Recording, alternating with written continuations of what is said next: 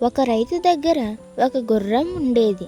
అది నివసించే కొట్టం ప్రక్కనే ఒక చెట్టు ఉంది. దాని మీదకు ఒక పావురం వచ్చి వాలింది. అది చాలాసేపు దిగులుగా కూర్చోవడం చూసి గుర్రం దాన్ని పలకరించింది. ఏమైంది మిత్రమా, ఎందుకు అలా విచారంగా ఉన్నావు అని అడిగింది. ఏం చెప్పమంటావు, నా కష్టాలు అన్నీ ఇన్ని కావు. ఎంతో శ్రమతో ఒక చెట్టు మీద గూడు అల్లుకున్నాను. పెద్ద గాలివాన వచ్చి ఆ గూడు కాస్త పడిపోయింది అంటూ ఎంతో బాధగా చెప్పింది పావురం. బాధపడకు, నా కొట్టంలో ఎంతో జాగా ఉంది. నువ్వు అందులో గూడు కట్టుకో. ఎంత పెద్ద గాలివాన వచ్చినా ఏం భయం లేదు అంది గుర్రం. పావురం సంతోషంగా గుర్రం కొట్టంలోనే ఓ మూల గూడు కట్టుకోసాగింది. కర్రపుల్లల కోసం పావురం అటూ ఇటూ తుర్రుమని ఎగిరేది.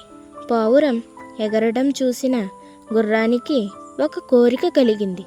తనకు కూడా రెక్కలుంటే ఎంత బావుండు. పావురం ఎగిరినట్లు ఎగురుతూ ఎక్కడికైనా క్షణాల్లో వెళ్ళిపోవచ్చు అనుకోసాగింది. రాను రాను గుర్రానికి అది తీరని కోరికగా మారింది.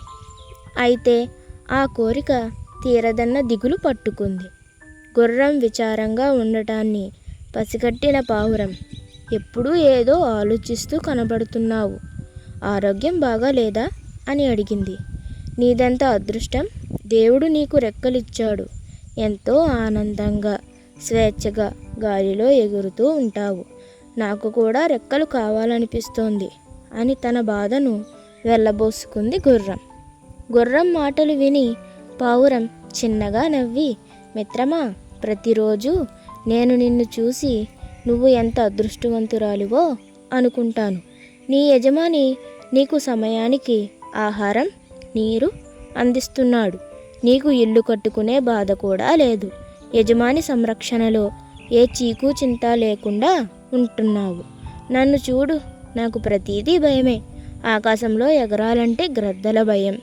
గుడ్లు పెడితే అవి పొదిగేలోపే పాములు తినేస్తాయేమోనన్న భయం అంది పావురం.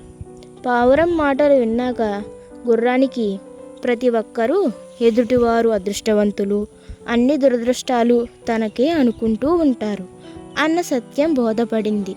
ఆ రోజు నుంచి గుర్రం రెక్కలు లేవన్న బాధను వదిలేసి ఆనందంగా గడపసాగింది.